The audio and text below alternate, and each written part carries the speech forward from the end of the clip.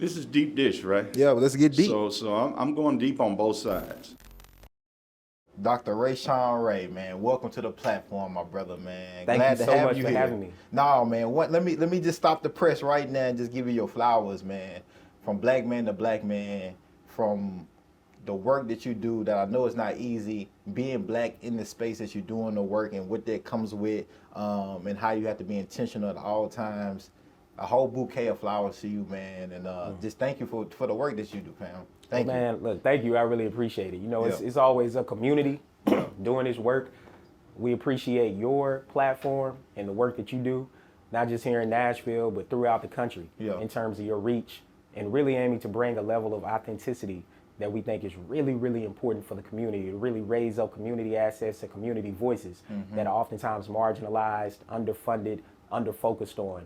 So your platform is definitely appreciated, and you have an amazing space. This is dope. Hey, it's even more amazing when amazing people are in it. And so this is a brave space, so we're gonna get straight into it. One man, just think air, just think this whole initiative, the equity initiative of just being here in Nashville with the symposium, man. I just want to say that first. It was an amazing event. I enjoyed it. I enjoyed the panelists, the speakers, and just the networking, man. So I don't even want to spend too much time on that because you got so much work, and I want to get your perspective on a lot of things that's happening and a lot of the things that were addressed yesterday in the symposium. So I just want to say that so the viewers and the watchers can go back and just go to refer to it. But man, look, let's go ahead and get into this equity. What does that even mean to you at this point? Equity. What does that look like, and what does that mean? Yeah, so oftentimes people talk about equality. That's a word that we hear a lot. Right. And over the past few years, we've been hearing equity more. They are different concepts, but they're related. Equality is giving everyone the same thing. Equity is giving people what they need. Yeah. And part of thinking about equity is centering a restorative justice perspective by understanding that people have been marginalized and oppressed and have not had the opportunity to be treated equally. So before we get to equality, we have to address equity. So at the American Institutes for Research with the AIR Equity Initiative, we are deliberate to think about equity and centering that and giving communities what they need, and then also lifting up assets. Yeah. So part of that is thinking about the deliberateness by which we do this work. And when we think about Nashville, I mean, there's a lot of work to be done in different parts of the city, whether that be the northern part, the southern part of the city, in terms of the way that people have not been given equitable access to resources. And before we can even get to equality, we have to address the equity piece. I always say this, especially when it comes to black folks in particular. Like, a lot of people like to use their word ally. Like, I'm an ally, right? And I truly believe that black people, and specifically, don't really know who's a true ally until we get racial equity. Because a lot of that ally comes from a social economic relationship a lot of times. But what happens when black folks only need and can support black folks economically and socially? How many allies do we have? Because we know where our black dollar high circulates in other communities 3, 4, 5 times. And so when I think about equity a lot of times too, I think it's a cost. And it's a racial cost that I don't know if when we get to that point, it'd be interesting how society responds to black folks in particular, and if we ever fully get equity, but definitely social and economic equity in this country. Well, even when there are spaces where black people have been able to gain some semblance of equality, oftentimes what we've seen historically is that those particular communities have literally been bombed. Literally, yep. Whether we're talking about Tulsa, whether we're talking about Philly, whether we're talking about Rosewood, whether we're talking about Detroit and East St. Louis, communities and neighborhoods now that people vilify, now realizing that they were thriving. North Nashville falls into that group. When we look at Fisk, Meharry, Tennessee State University, these continue to be anchor institutions that produce some of the best and brightest among us, not just black folks, but among us on the planet. And they have done that in marginalized communities in ways that we haven't seen. When we start talking about allyship, I actually think that there are a lot of people across the board who are allies. This is the problem with being an ally, though, and stopping there. When you're an ally, you can be silent. Instead, we have to progress to a typology that I call being a racial equity advocate and a racial equity broker. That first starts with being a racial equity learner. It's learning the history, about the policies, procedures, and rules that have governed among us that have created systemic inequalities. Second, we can then use that information to become a racial equity advocate. Being an advocate oftentimes means when people are not present who are being marginalized, and when you are sitting at a table and people are talking about people who are not present, do you speak up and speak out for them? That's just not about race, that's about gender, that's about sexual orientation, it's about a host of things that we could talk about in terms of what it means to be an advocate and speak up and speak out, right? Third, we go to being a racial equity broker. That's when we really start to interrogate the rules, policies, procedures, and laws that govern over us, and we act to change them to ensure that they are equitable and equal. And then we think about what it means to be an accomplice. That means literally being willing to put yourself in the space of other people who you know that when you are present, they are treated differently because you are there. And we've seen some of that, but we need to continue to bring people along. And I do think that when we look at Nashville, we see a level of diversity. We see demographic shifts, younger people moving in, people who are more educated moving in, people who have been here for a long time, who we want to keep in their homes, who have been renting forever to ensure that their rents aren't going up. So when we think about that, we can put it in that particular context. You also mentioned brave spaces, right? People oftentimes talk about safe spaces. There just aren't too many safe spaces for Black and brown folks, to be honest with you, right? Instead, most of us are entering into brave spaces. For me, the real only safe spaces for me is my house and my grandmama's couch, right? Like my grandma's couch has always been safe. But the brave spaces is we enter into these spaces realizing that it's gonna cost us something.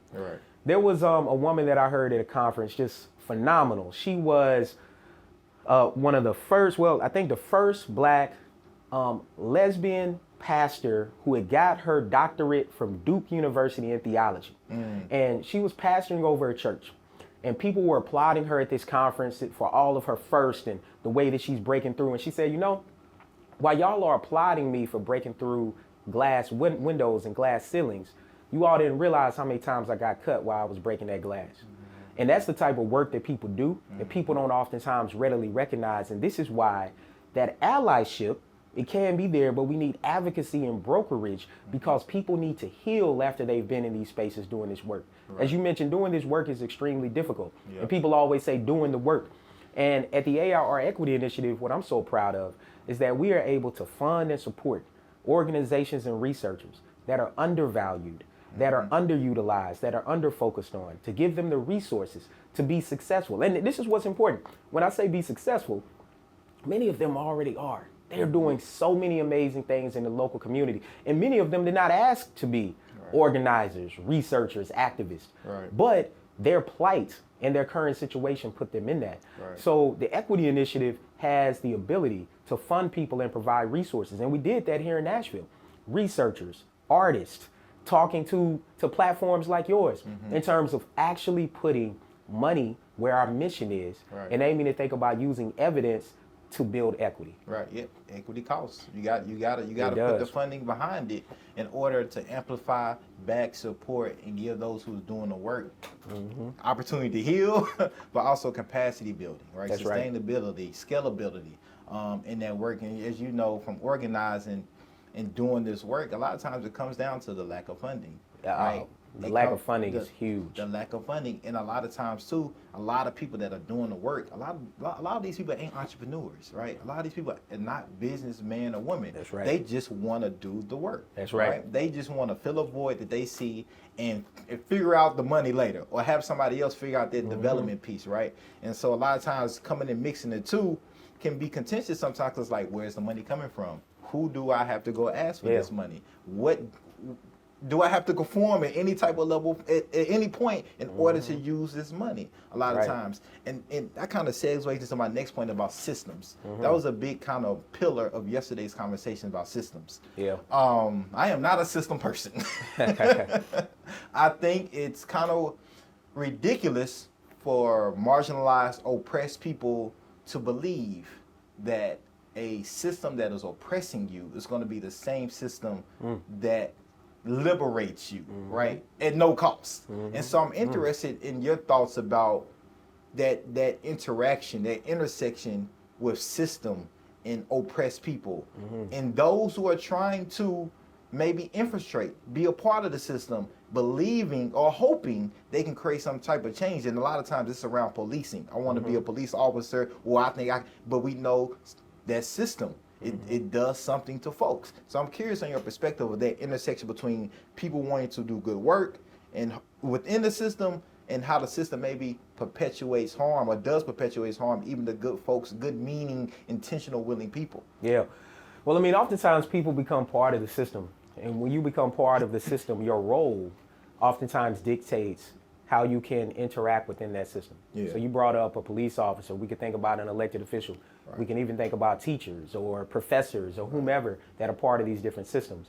And when we think about it, let's break it down, right? So I'm a sociologist and I am a structuralist. So I think about these systems in a way that I think can help people make sense of them. So there are multiple levels if we take racism. We have the micro, meso, and macro levels. Micro level is typically the way people experience systems, the way people experience what we would call social institutions, neighborhoods, education, politics, media, work, right? These are social institutions that we interact in. So oftentimes we limit it to that. And because of the way the segregation operates on a macro level, which I'll get to in a second, what happens at the meso level is that at the meso level, it functions through social context. One of the best ways to think about social context, without getting into the conceptual term even more, is racial composition. Okay. Or household composition of a neighborhood. So for example, we can look at Nashville. On the surface, it's a very, very diverse city. Has roughly around a third of black people, Latinos, and white people, right? Somewhere in the realm of 27 to 35%, depending on where you go with each group. You hear that and you're like, oh, that's super diverse. No, but people are highly segregated. I mean, you have black folks in North Nashville. Diversely segregated. Exactly. You have white folks in West Nashville. You have Latinos in South and East Nashville. Highly, highly segregated, right? And so then what happens is at the systems level, what we have is what people would call systemic racism or structural racism, where we see racism operating through our policies, our laws, our rules, our regulations, and even de facto policies that might not necessarily be in place, de facto regulations, what we would call mores, things that are just implicit rules, where we heard that at the panel yesterday, where there were people, professors, physicians, saying that, yeah, I just know when I'm riding, even in my own neighborhood, that I need to put my white coat in the passenger side. That even when I'm walking or running down the street, that I need to have my medical ID or my university ID on me. Sociologists, we call that a signaling process. You're trying to signal your status to other people because it will dictate how you're treated. And one of the big things I found to make a link to policing is some of the research that I've done when I was a postdoctoral fellow at the University of California, Berkeley, which now is it's been a long time ago as I get up there in age, but I was doing research on physical activity. And I had a finding that black people and black men specifically were less physically active in predominantly white neighborhoods. That had to do with over-policing. Not just by police coming in, but by their own neighbors in their own neighborhoods. And they would go through this signaling process. They would take their ID with them. They would wear an alumni t-shirt. They would wave and smile at neighbors. They would run in well-lit places. Things that when you're trying to exercise is hard enough. You shouldn't have to go through all of those barriers to do that, right? And so you put all that together and you have what's happening at the micro, meso, and macro level, where most people see things at the micro level, which means for black people, most of the people they might perceive that might be doing things to them are people in their own community. Because oftentimes those individuals become their role is now part of a system that becomes part of enforcement, whether that be in the streets, in their community, people trying to play basketball at a park, trying to exercise, and here comes somebody telling them that they can't be at a park in their own neighborhood. There's schools, somebody telling a kid they can't bring a little toy to school because they can't do it. But across town, you can bring all the little teddy bears you want. And instantly that's telling kids and putting limits on what they can be. And that is part of a system that people are in that have given them rules and policies to police people that are black or brown in this particular area. And so when we think about systems, that's the way that systems of oppression operate. And they're cumulative. They're not separate. And they're not even additive. They're intersectional and multiplicative in what happens. So when kids are going from their home to their schools, there is a process there that links their neighborhoods to their schools. When they're going to work, there is a link there. And collectively, it starts to play a role where there are these hurdles that people have to get over structurally and systemically. Then there are also marginalizations and cuts that they experience, forms of discrimination, not just perceptions, but actual experiences that they have that cumulatively lead to one group of people having to think about whether or not they've been discriminated against and how they're going to process that, and another group of people able to live freely, where a 4th or 5th grader can just think about a math problem. They can just think about reading a book. But these kids on the other side of town don't have those same opportunities, and you put it together and it starts to create gaps where teachers in predominantly black, particularly low-income neighborhoods, they are less prepared, literally. They score lower on their test. They don't have as many resources. They don't have as much time to work with kids. They have more students in the classroom. Whereas over here, this ratio is 1 to 10. It's 1 to 8. Teachers can spend time with each of these kids compared to over here. They got 30, 40 kids in the classroom. And then what does it look like? People are like, those kids just don't want to learn. They're just not smart. No, that's completely not what it is. It's a system at play that we can't see all the time. And that's part of what makes systemic oppression so powerful, is that we can't see it, but it is all around us. Man, you made me think about the running thing with the Ahmaud Arbery case that happened. He was running, exercising in his neighborhood. And well, see, this is the thing about Ahmaud Arbery. You brought that up. So Ben Crump called my research in this space the Ahmaud Arbery effect. And I actually consulted on that particular case to end up getting them convicted. And so, I mean, that's the type of thing that research can actually do.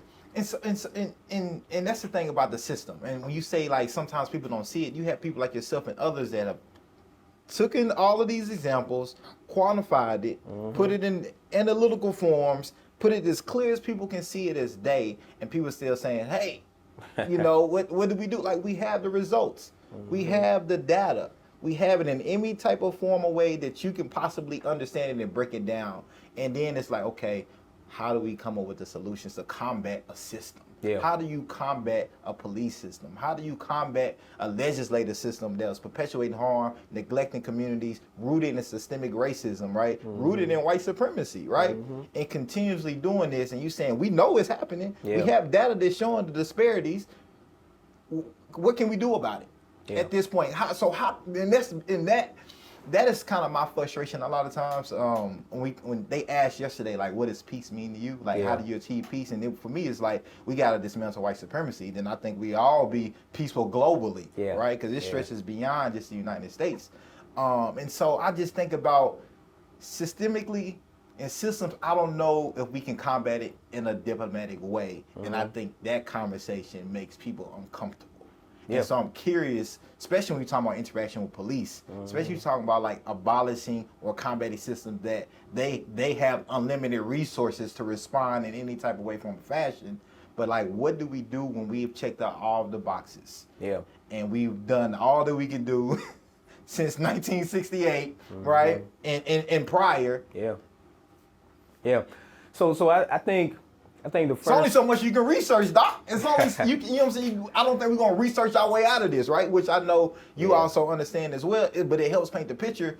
But that's like cutting through that is those solutions. I know you all talked about that a little bit yesterday at the symposium, like getting to those solutions. But I think some of those solutions, again, like it makes people, some of them real solutions, it makes people a little uneasy, because I truly believe liberation for oppressed and marginalized people is not going to come through no legislation. That's my personal perspective. And so what else is there? There's other strategic ways that I think we'll have to prepare ourselves for and really start having that conversation. So I mean, look, I think research is not only about examining the problems. One thing we do at the ARR Equity Initiative, we aim to focus on solutions, interventions, and innovations to say what is working. So part of the research evaluation is to say what's working. You know, when it comes to policing, for example, there actually are places or things specifically in places, to be more specific. There's not really a place that's got it right, but things that are working. Part of the issue, though, is we have such a deficit approach to research and this particular issue. So we only focus on the problems. If you think about it, the only police officers we hear about oftentimes are the ones that done something wrong. But what about the other ones? Many of them are doing things right. We don't study them, right? That's what we do at the Equity Initiative. We aim to center the things that actually are working and lift them up. I think on one hand, first, there's a role for everybody to play. Right. Like, and people have to figure out what their entry point is. So I think that's the first thing. There is literally a role for everybody to play. And I think fundamentally, oftentimes, it just starts with voting, if you can, right? Or aiming to ensure that people who have been disenfranchised from voting have the ability to do that. I think second, though, there are definitely a lot of people who think just about abolition. They're like, we can't change the systems that are meant to oppress us because there are people who benefit and get privileges from the way the system is currently set up. And they're going to aim to hold on to that at all costs, right? There's definitely a group of people that's there.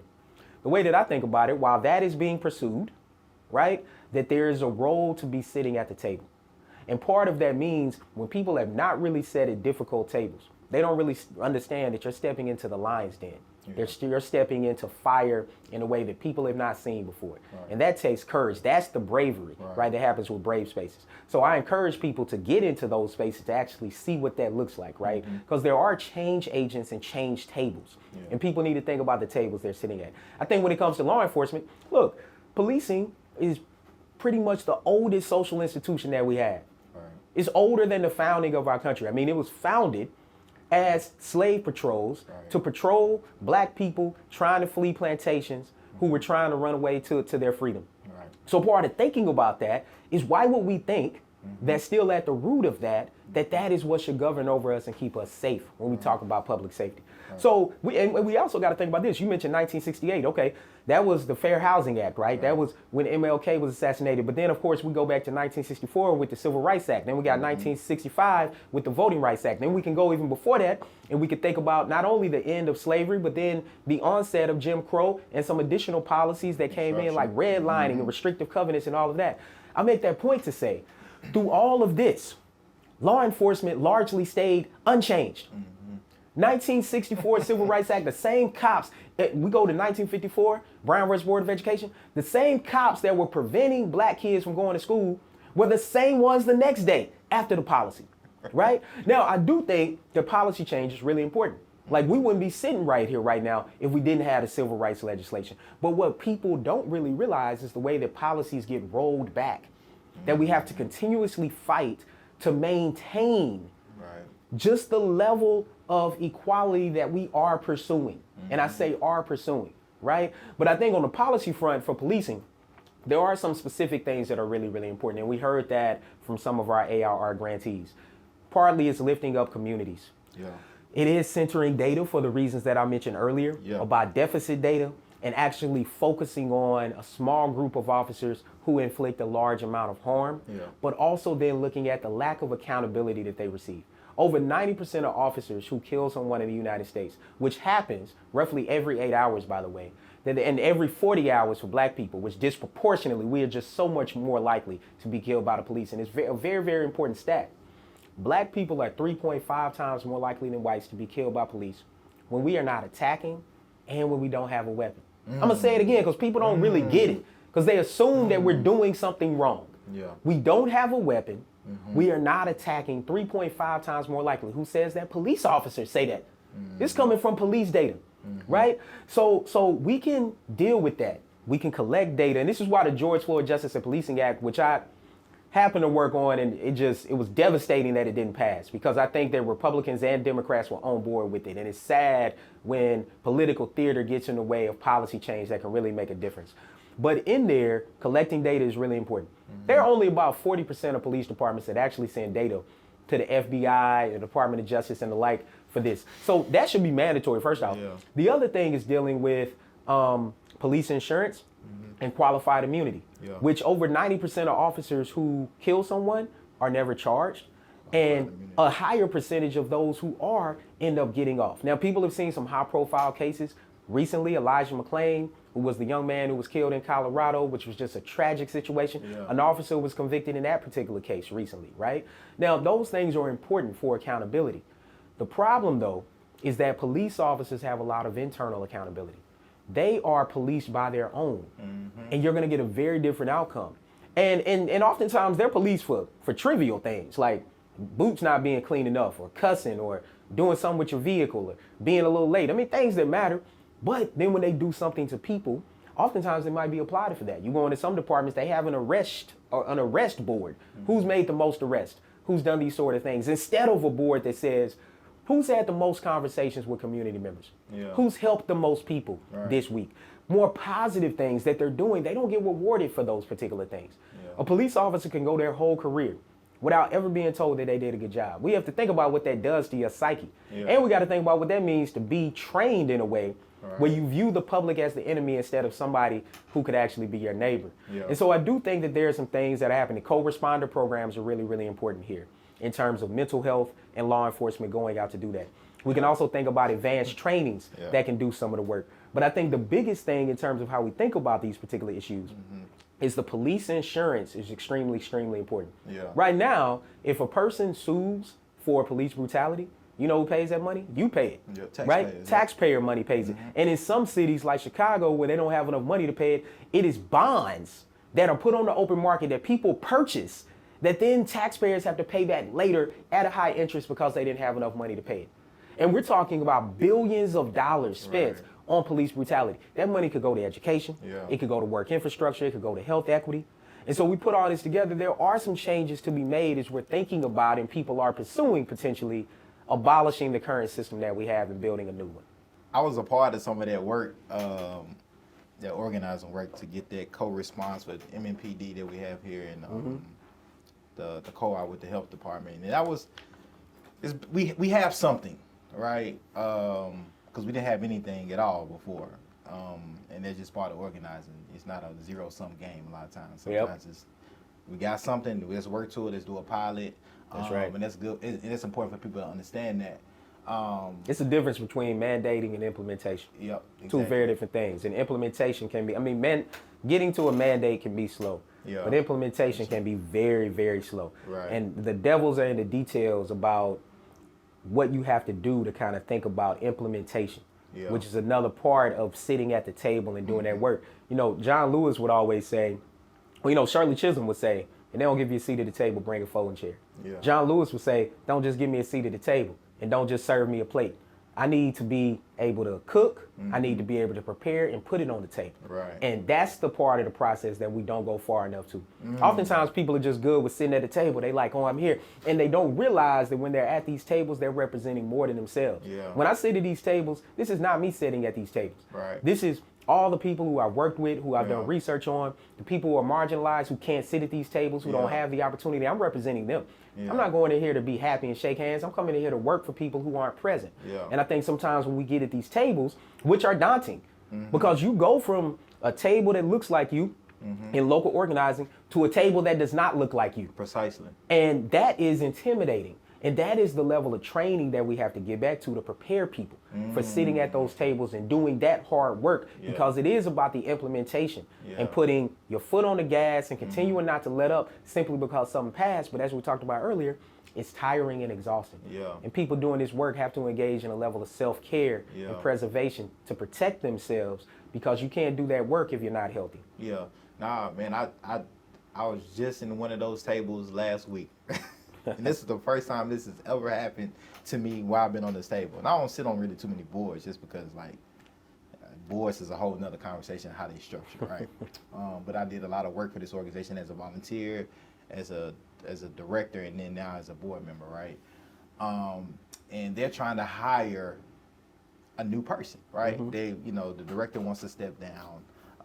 She's identified a white male, right? And this is dealing with homelessness, right? Which black people are disproportionately affected by, right? And so we jump on this like kind of ad hoc. Let's meet this guy.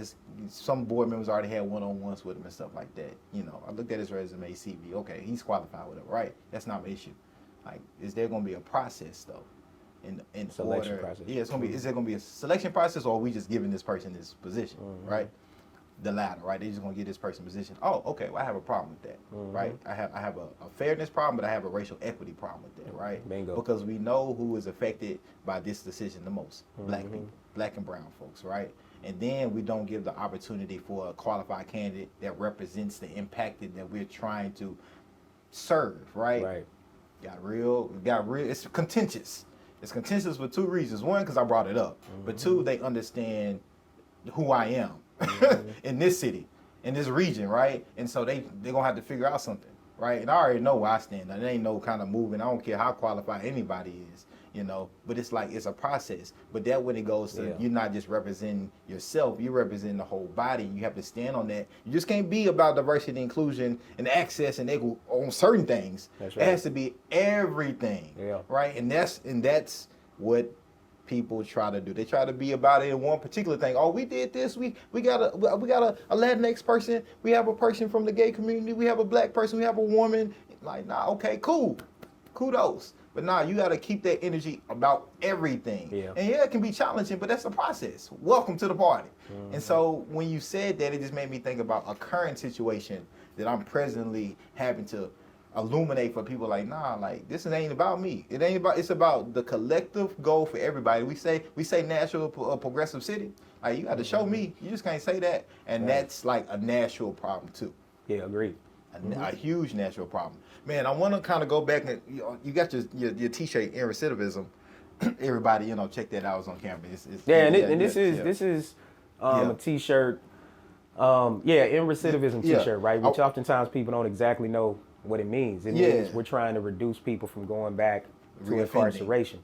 And a lot of that has to do with the lack of work opportunities. We're currently working with organizations that are helping people recover from addiction, helping people who are getting out of prison to get work opportunities, to be entrepreneurs, to actually learn, so that then they can better their lives and hopefully not go back to prison. I've talked to a lot of judges, talked to a lot of people that have been encaged in our penal system.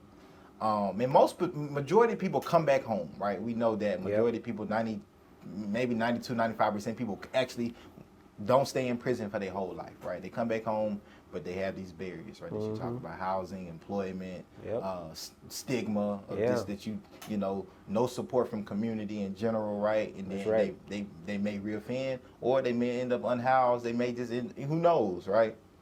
But I want to go into, again, kind of that criminal, I don't say criminal justice system. I either say public safety or criminal legal system, because I don't know.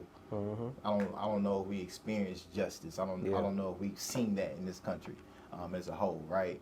So I'm curious on what does that process look like of, people like to say reform. I don't know about reform, reimagine. I don't know what that really means either. But that criminal system and that restorative approach. Restorative is tough. It's hard. And it's a buzzword these days. But I don't think people really understand what the self-work you have to do in order to be like, this person harmed me.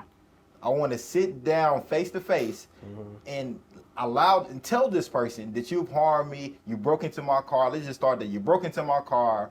Now I can't get to work. I can't drop my child off to school. I'm missing money. I'm harmed and I'm set back. Right? That's just like a very conservative level of talking about restorative justice. Right?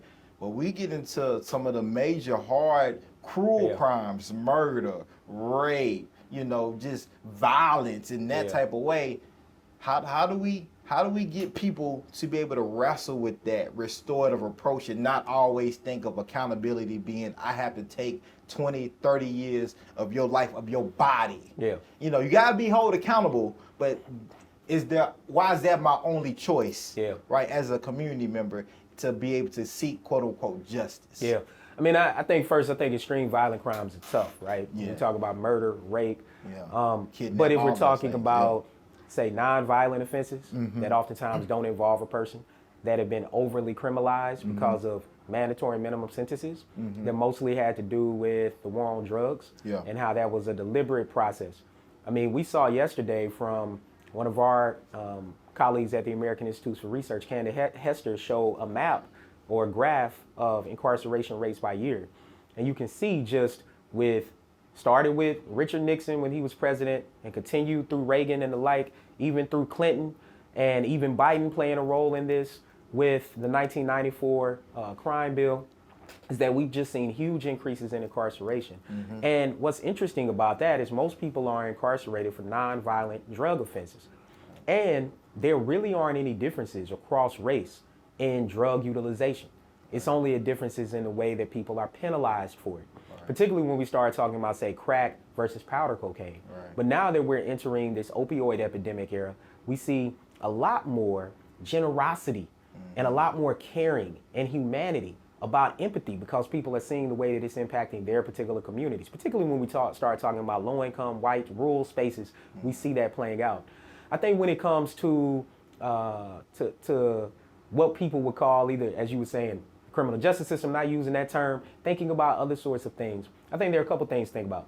I think first, it is dealing with policies that overly incarcerate people. All right. I think second, what restoration looks like is restoring people when they get out to make them whole.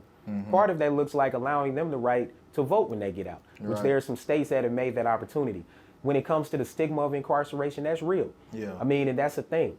And how do we address that? Well, partly it's connected to race. Diva Pager, sociologist at Harvard, did an amazing study looking at the relationship between race, incarceration, and employment. And what she found truly shocked her. She sent out men with resumes who similar resumes, pretty much look the same. It's what we call an audit study, and sent them out to interview.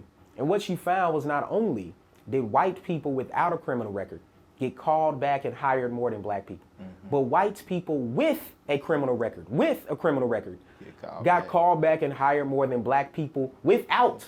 Right. And so we have to deal with that issue and realize that when we talk about systemic racism exists. Is that what you just told me? What? Right. What? Oh, so it starts to impact all of that. So I think restoration for people who are incarcerated, it looks like treating them whole when they are inside as well. For people who have never been inside prisons and inside those walls, this is just, it's a terrifying environment, even for juveniles. Yeah. And people don't readily understand what it means to be put into a cage and not have the opportunity when you've been told, oh yeah, you're going to be able to rehabilitate. There is no rehabilitation, right? The system is set up for them to stay there. Why? Because people are making money off of that. There are literally towns around the country where there are prisons. Not only are people employed by those prisons, but then you can also count that population on the census to get more resources. Right. And then third, people can actually purchase stock in private prisons. So there is a huge investment in infrastructure in ensuring that people stay incarcerated instead of being restored. So I want to dive in because I got you here. Oh, yeah, I want to dive into the psychology of that because that's how do we change the minds of everyday citizens, right? Change the minds? Change the minds when it comes to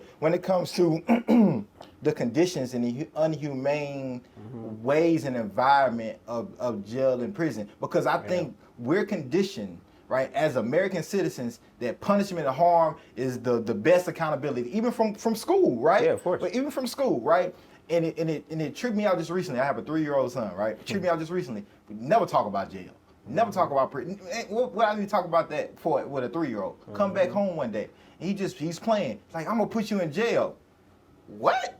Yeah. Like so where's it coming from? So from a community member standpoint and from a systems, how can we get away psychologically for even thinking about like that's where it starts when you do something wrong in general. Yeah. And because I think honestly, when somebody, if I punch you right now, or it's like I need to harm you back, or I send him to jail, or send her to, how can we break that mentality? Yeah, I think it's 3 things. First, we have to decouple what I was just talking about, the finances, from people being incarcerated. And until that happens, people are going to be fundamentally invested in people being behind bars. Right. That's the first thing. Second thing, we have to expose people to that particular experience and what that looks like. And it's in no Scared Straight or whatever shows people be watching that shows them what's happening behind these bars. And I think part of what that means then is centering the people most affected.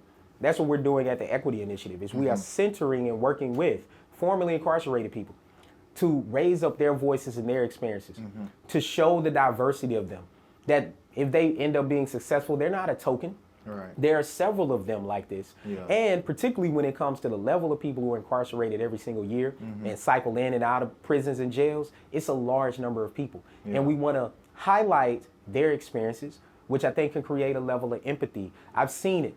We've taken people into prisons, into spaces, and they are in there crying. They come out just transformed by that particular experience. I mean, even yesterday, just hearing people talk about it, people were transformed. Yeah. There's something transformative about hearing people's story and seeing it and connecting with them. Proximity matters. Proximity matters. And the third thing I'll say, which I think is the biggest one, it is policy change. Let's think about this.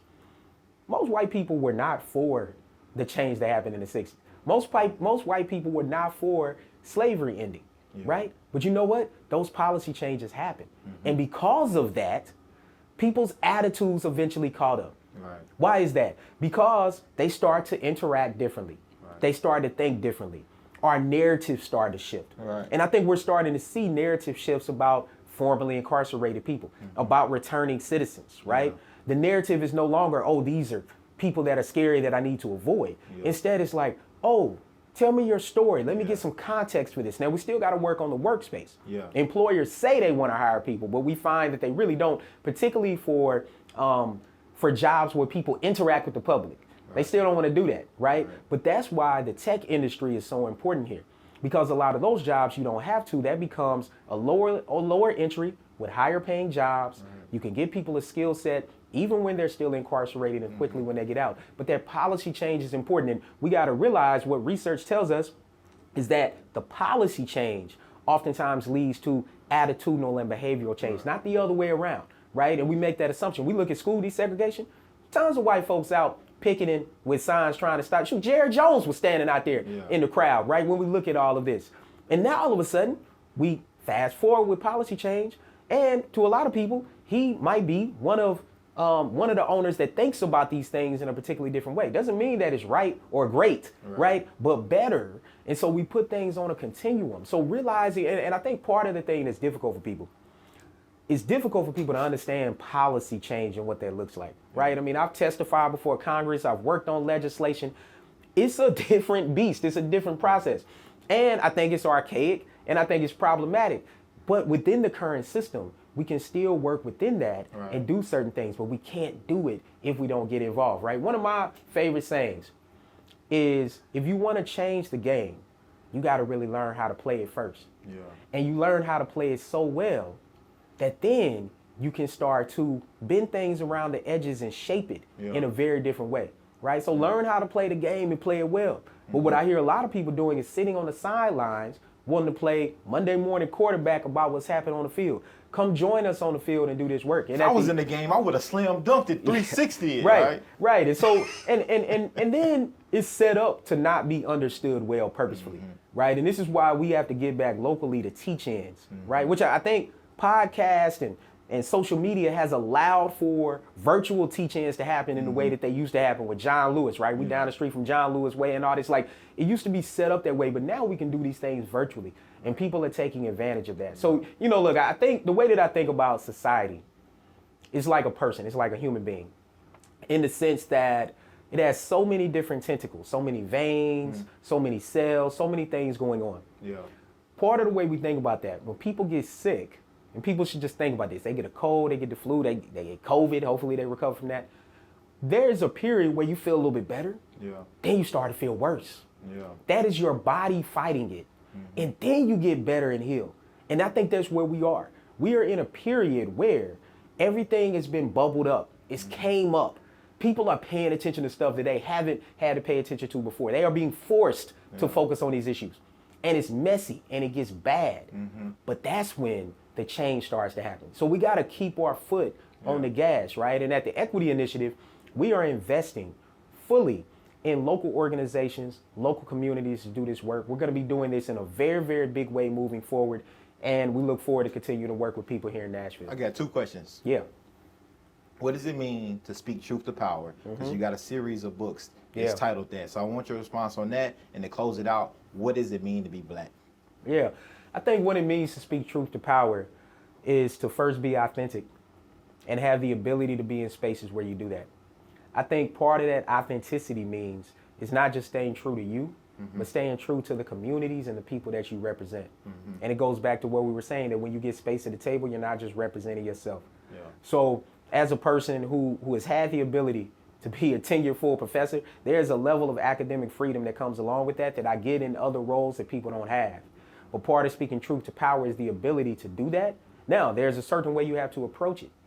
Sometimes you got to kind of wait like a cat and just wait for your opportunity. It doesn't mean you always have to respond right away.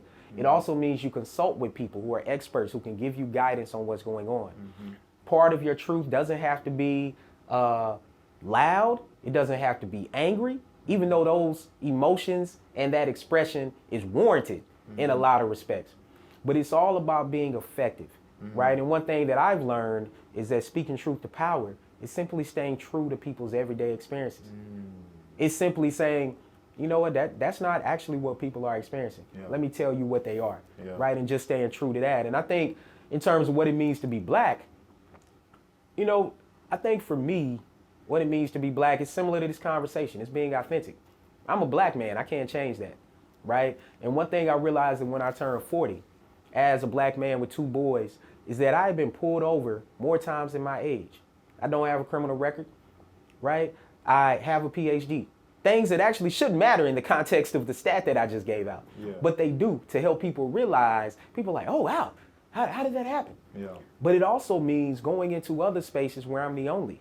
But then being able to go into spaces where there is a community of people, oftentimes black, but a diverse group of people that I know are thinking about my well-being. And part of that is the connection that we also have to the African diaspora. See, part of what it means to be black, particularly in the United States, means that most of us don't know our lineage, right? For me, it's a lineage that tracks back to enslavement here in Tennessee, right? I'm from Murfreesboro. Lebanon, I can trace back my family's lineage to a slave plantation, right? But then I also know that my family is primarily from Western Africa in terms of that lineage in the transatlantic slave trade, but also Eastern Africa. And so part of thinking about that connection is what it means to be black in America is most people have a very limited scope of how far they can go back and what that looks like. And that means they can't dream, they can't look at that, they can't imagine the possibilities, they can't go back into their lineage and make those connections like other people can. And so part of being black means we literally have to go on a restorative justice journey for ourselves and our families. That means looking into your genealogy. That means doing a family map and tracing people. That means also talking to people to heal on a regular basis. Whether that be through counseling, whether that be through spiritual guidance, whether that be through a family member or friends that you can do. Because being black in America continues to be hard. But this is one thing I'll say is I think about my 85-year-old grandma who I channel all the time. Looking at her life and what she's lived through. From Jim Crow segregation through the civil rights movement to now. And she was there yesterday, being able to see this.